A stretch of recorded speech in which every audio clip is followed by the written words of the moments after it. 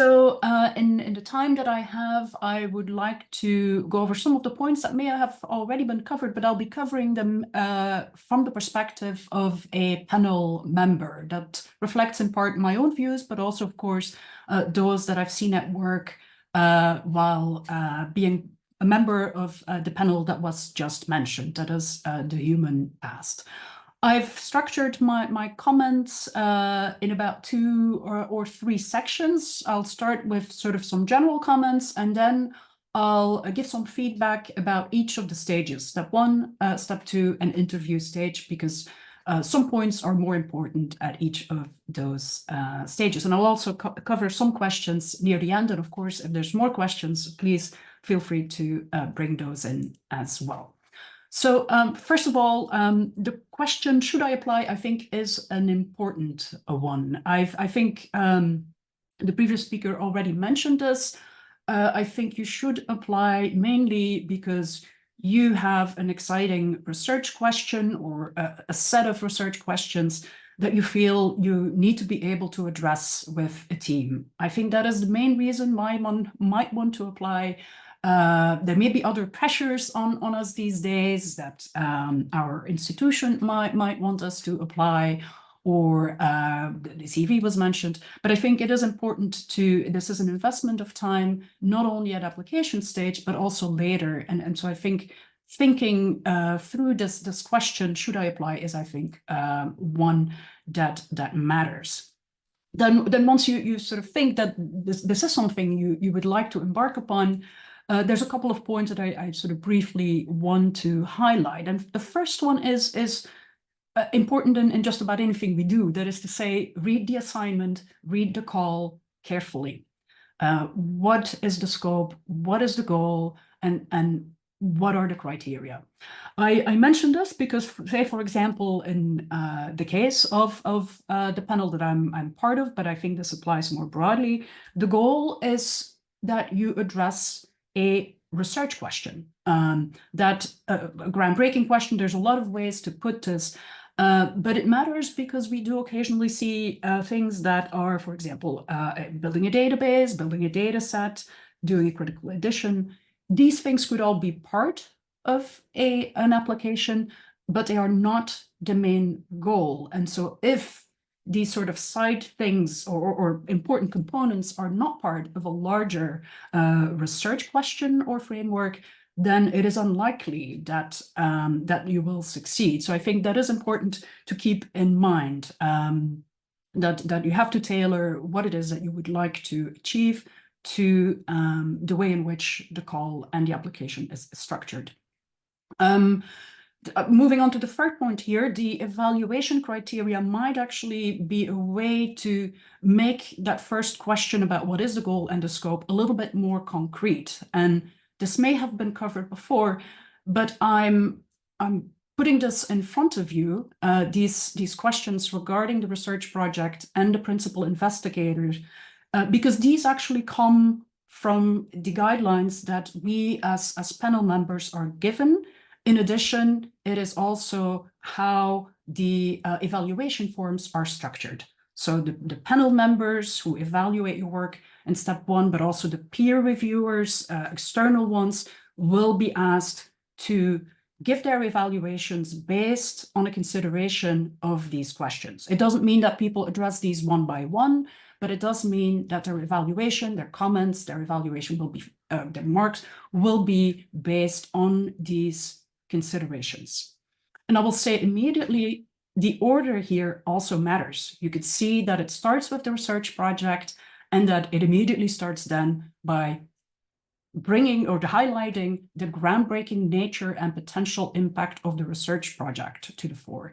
And then there's questions about approach, about feasibility, about project organization and management. The principal investigator is in second place. And this matters. In my experience, it's of course something that is considered, but the evaluation is primarily based on the quality of the research project. So good to keep that in mind.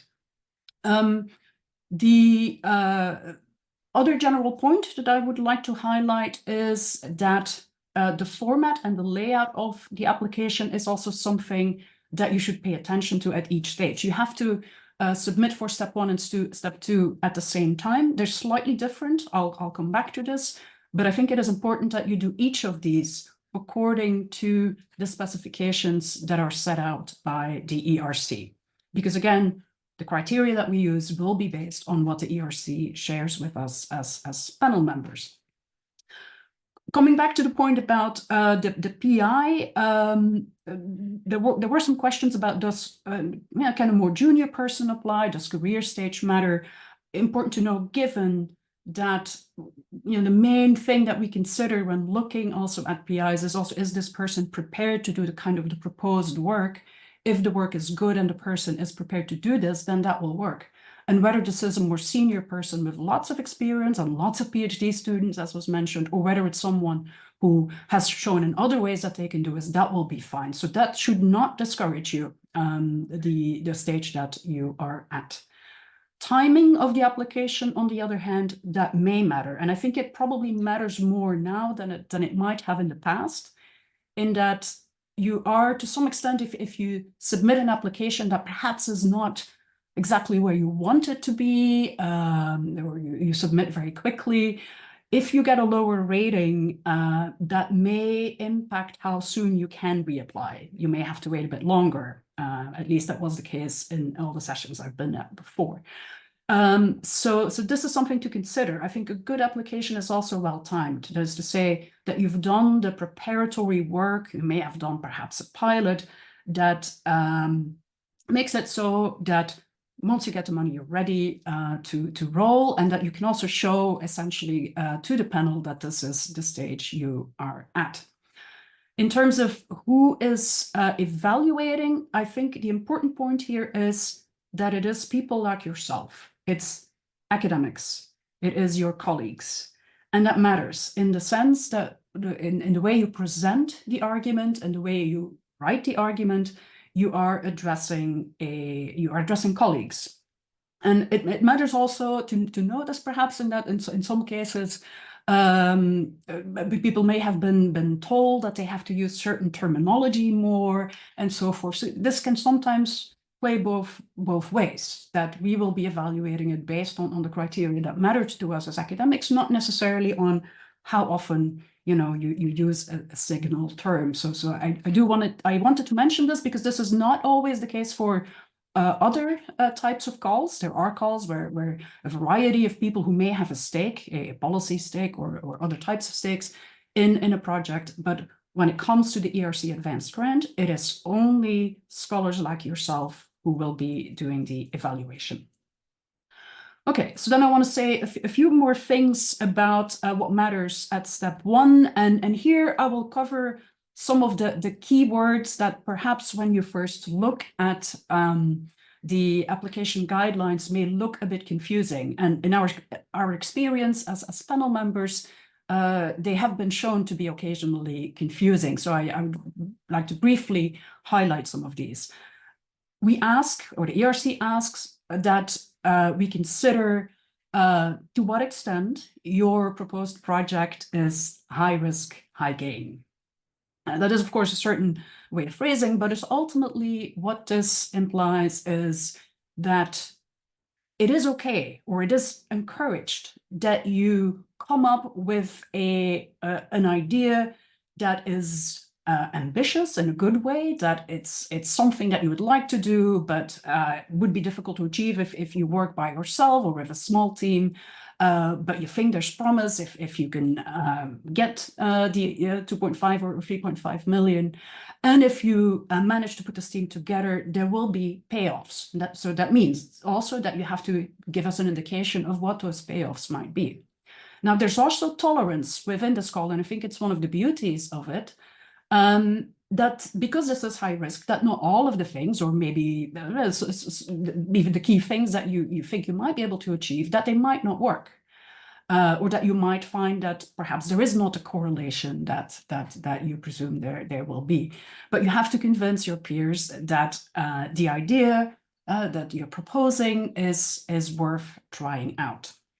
And that brings me to the second point, also terminology that you will see is that This is not for incremental research. This is a terminology, again, word we probably don't use normally when we talk about our research, but what it essentially means that if you've been working away for years on a particular question, a particular problem, or a methodology, and you would like now to sort of put the crowning piece on that work, this also may not be the call, in the sense that the ERC makes it clear they're not interested on adding yet another piece to a puzzle that you've been working on that hasn't been partially or mostly resolved, that it's a synthesis of things you've done before. No, it has to be something that's new, that's refreshing. And that's the difference between what's groundbreaking, another big word, and what's incremental. And quite regularly, I think I saw this in the slides. I wasn't here for the first part, I'm sorry, but I did see the slides, and I reiterate some of the points perhaps that were already shared, that this is a criticism that you will see in our feedback sometimes, that people propose to do something that's really good work and that you would certainly encourage to do, but that this call is not for, that is, you know, to give you a year to finish perhaps a write-up of something that you've been working on for a long time. Another third point that's important and actually may also make your application live at least easier is that the ERC and the panel members are interested in academic impact. That means in what ways your work matters to the scientific, the scholarly, the research community. This is different from some national research councils where there are separate sections for social impact. You have to do outreach, and you're encouraged to do that. This is also good. It could be part of an ERC project, but it isn't what we evaluate. It isn't necessarily what we're looking for. So good to know that what we are looking for is exclusively academic impact in this call. Other calls are different. An important point, this is why I colored it differently, is that in step 1, this is the short synthesis, 5 pages, that the panel review members use to decide whether you go on to step 2. We are asked to consider feasibility, not the details of the methodology. Now, this can be confusing because this might be taken to mean that you shouldn't write about sources or methodology, and that you focus perhaps more on the questions and the review of the literature, for example. Not a good idea, in my view, from what I've seen, in that we are asked, as you saw in the evaluation overview that I gave, we are asked to consider feasibility to some extent. And it means that if you say nothing about this, that in step 1, that this may be a factor that plays into perhaps you not going through. So what I do recommend there is to say something, to make your synthesis in step 1 a reflection of the project as a whole, and not just of one specific part of it. So something that I wanted to alert you to. And the last point is that this step 1 should be very well written. That is to say, sometimes it may happen when there's time pressure that, you know, someone did a very good job with the more comprehensive 14-page project overview and then did a quick summary thinking that that will be it. Keep in mind, step 1 is what decides whether you make it to step 2. This has to really have your attention. It has to be well written. It has to really work well, because the competition is actually also highest at this point. So keep that in mind. Do this part well. So then step 2, a couple of more detailed points then. Important that in step 2 as well, in your detailed description, it is very clear what the research question is and what the hypothesis or so might be that you propose for this question. It seems obvious. It's probably something that you would recommend to your students as well when writing anything, but it is oftentimes a point that we end up discussing because it is not clear in proposals necessarily what the main question is. So make sure, and this is something that you can try out with perhaps reviewers or colleagues who are given an early version of this. Make sure that they know what the key question is. In the state of the field, is covered, I think, in any proposal. Make sure you are asked to be high risk and high gain, to do something new, but you have to, from what I have been seeing in the panel review, member, you have to ensure that you are accurate and fair about the work that you are engaging with, that you might be improving upon. So you know, of course, application proposals are a genre of itself. They lead occasionally to some exaggeration, but I think it is important that you know that at this stage, we will be asking people in the field, that means people who are working in the specific area that you have described in your proposal, for feedback. And if you make big claims about things that turn out not to be a fair representation of the matter, that will be pointed out, and that will certainly weigh in the evaluation of the proposal. So do that part carefully. The same goes for sources and methodology. That is an important section for any proposal that we evaluate, also in history and archaeology. There, my advice would be, the more specific, the better. I'll give an example. We oftentimes in the historical field, but also in archaeology, get references to digital humanities, to certain types of quantitative approaches, without a specification of what exactly that means, or sometimes a clear indication that expectations are embedded in the description of the methodology that might not pan out. So there too, being accurate, being specific matters, because it is also a criterion that we are asked to evaluate. And there will be members in the panel that will specifically focus on those aspects. If you do comparative work, which is a regular occurrence in my experience, spend some time explaining your cases and make sure that your analysis of them is well balanced. That oftentimes also is an issue that is brought up either by external reviewers or by internal reviewers, that the parts of expertise are well covered, but the parts for comparison are not. So do spend some time. It's an exciting opportunity to be able to bring in different kinds of expertise, but then it's also important that this is well balanced, that things are shown to also interact in the way you structure the project. And if you've done some preparatory work, important not just to say, I've done some preparatory work, but also explain how that has panned out, what you'd like to improve, and so forth. So the evaluation of what you've done can also be something that you can use to explain why this is why the project money is something that you need to be able to do the work. We are asked to evaluate budget, but that's oftentimes something that really ERC personnel staff itself takes a closer look at. We do, however, look at any potential issues that cause concern, and some that have come up in my experience have to do with personnel time not being adequate, for example. That as a PI, of course, you do have to spend some time. If you bring in other people, that amount of time that is necessary should also be explained in some way. The same for any sort of big purchases. Those needs need to be justified in relation to the specific project that you propose.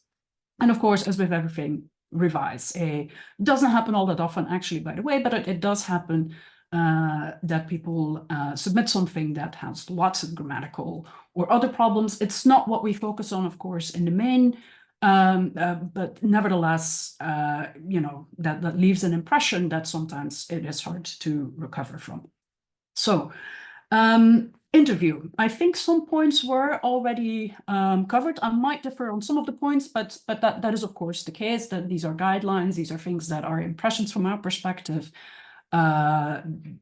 This is not all set in stone. But I would recommend, typically, there may not be a general rule. It may differ by panel. We typically sit together and decide ourselves what we think is most useful. Is it 3 minutes? Is it 5 minutes? For presentation time, that can vary. But regardless of how much time you get, stick to that time.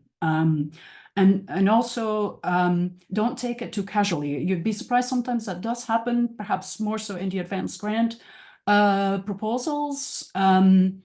It is not a casual conversation and a reminder of what you're proposing to do. The people who will be asking questions are people who have read your project, all aspects of it, step 1, step 2, your CV, have read this very carefully.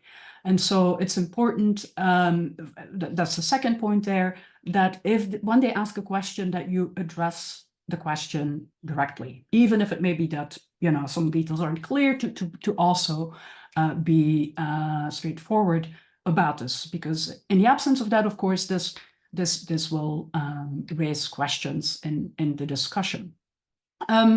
Perhaps important to know simply also for, you know, when you come into these meetings with lots of people, it can be a bit intimidating or seem unusual.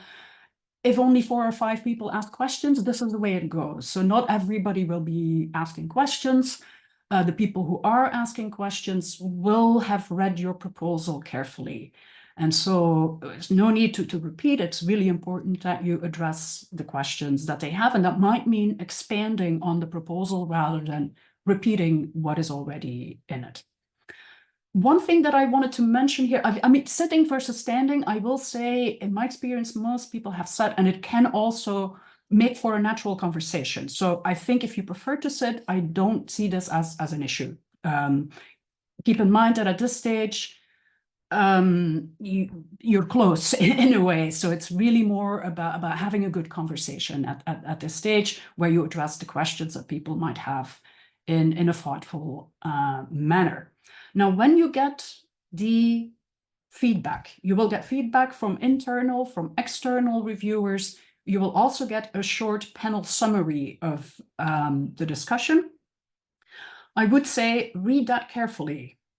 Keeping in mind that if you've got 7 or 8 people giving comments, not all of these comments will have weighed in the same way. So even if you get a comment from somebody, oh, this person didn't have PhDs, it may not have mattered at all. So do keep that in mind. The panel comments might be a good indication as to what were some of the key considerations in deciding whether, you know, something that sometimes get really close but just fell below the funding line. Once you get that feedback and you think it's still worth continuing, in a next iteration, do improve, do make it look different. Your chances can be upped by addressing the key issues that were noted by the panel, external as well as internal reviewer. But as I said, it doesn't mean that sometimes you will see that comments are contradictory, and that can be confusing. I think that's where, as a panel review member, you then see that actually in a discussion, you know, sometimes unfair comments get articulated, but in a discussion, they will be weighed against other kinds of comments. When you get the feedback, you will, of course, have to do the same. Whether or not to resubmit isn't, of course, entirely your choice. At what stage you can resubmit will depend on whether you moved on to step 2. But it is very common for people to resubmit and be successful in second stage. So if you felt that you had a good proposal, it is certainly worth resubmitting, particularly if the peer review and panel comments were encouraging. So I will stop the presentation at this stage. I did get some questions, and perhaps I can also address some of these questions briefly, if that is okay. Do we have time for this, Margot?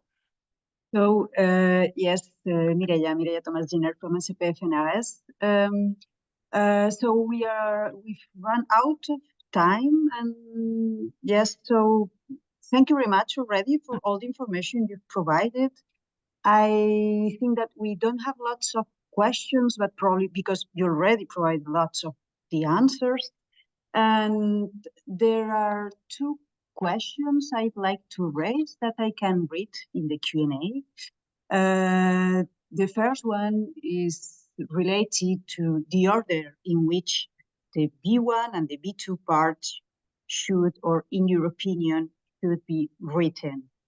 So yes, the previous presenter suggested to start with writing B2 and then summarizing B1, and others, for example, the ERC have suggested writing B1 first. There are different opinions, and what is your take on this? If I think of my own experience, of course, there I cannot, as a panel review member, have an insight. But when I think of my own experience as starting an advanced grant, I think in both instances wrote the B1 after the B2. That is to say, I wrote a longer proposal first and then condensed it into the synthesis. I think that makes sense in that it allows you to really pick out the things that you think are important to know. But as I mentioned, I noticed this in the review experience, I would pay some attention to the more practical aspects, sources, methodology, as well as composition of a team, the management of a team at the B1 stage as well. And that could be in half a page or 1 page. But I think the reversal of the order might help in ensuring that all the elements that are in the B2 do have some sort of reflection in the B1. Because ultimately the goal there is to pique enough attention for people to want to see the rest.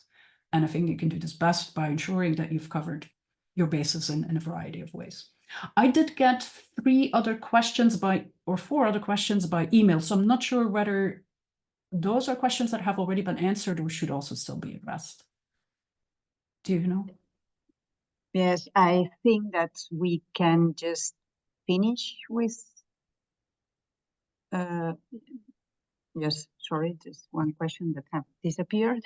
So we should probably finish. If you like to share some more comment, probably based on the questions you received, but just, yes, really brief comment, and then, yeah, thank you. Okay, I'll very quickly, so because these are practical. So the first question I got was, what are the chances to obtain the ERC grant for people who interrupted for several years their research career by going, say, in industry or teaching, and now would like to return to science? So very briefly, like I mentioned, PI concerns are weighed, in my experience, lesser than the proposal itself. And that means that people in non-traditional careers have an equal opportunity. However, the same criteria apply. You have to show that you have the experience in-house to really do this project, and that might mean PhD supervision, postdoc supervision. So you then have to spend some time to show how you would address that. Second question, how detailed does the cost estimate need to be for a specific type of equipment? Do you need quotes? At this stage, no. Typically, it's good to have an idea of, I need this type of equipment for this, rough estimate. The details are things that will be worked out between you and ERC, should you be successful. And then a third question, I'm an ecologist by training, but broadly an Earth system scientist, focusing on climate and landscape history as a reference frame.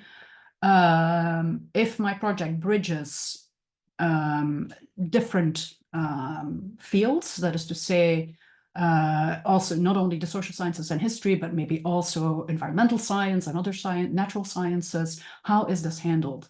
In my experience, but the ERC might be able to address this better. My experience, at least between social science and history, where I've seen this happen, is that an attempt will be made to send out the review to people in other panels with the requisite expertise. So it may mean that I also review projects that are submitted in a different panel because they are relevant to some of the expertise that I may have. So it's typically taken care of. You have to decide which panel you want, but if other expertise is needed, it will be sent to people with this expertise in other panels. The ERC will take care of this.